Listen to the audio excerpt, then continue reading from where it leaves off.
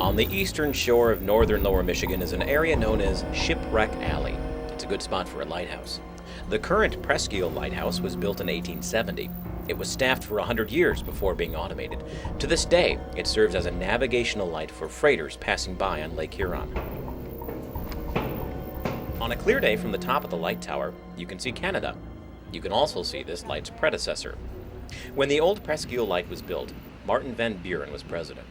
It's one of the oldest surviving lighthouses on the Great Lakes, no doubt thanks to a long line of caretakers. And one of those caretakers, George Paris, may still be on the job. And then we've also heard where the caretaker here also will talk to some of the children and no one else will see him. So he's always kind. He doesn't scare the children or anything.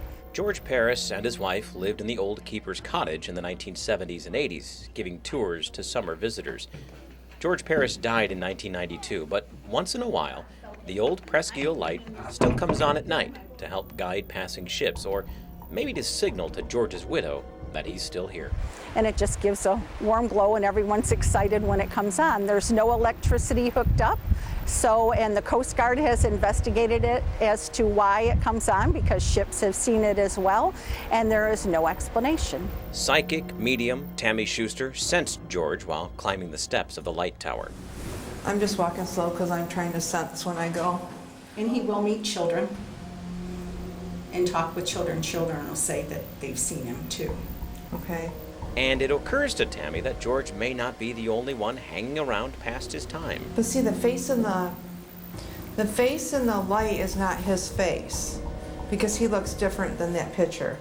Photographs taken by visitors have shown what looks like a face reflected in the light's Fresnel lens, but the face in the photograph doesn't belong to George Paris.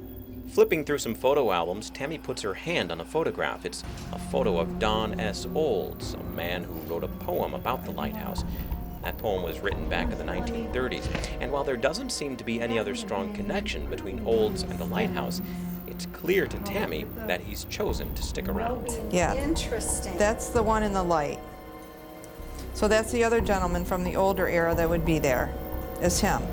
Both the old Presque Lighthouse and its newer sibling are run as museums by the Presque Township Museum Society and are open for tours May through October.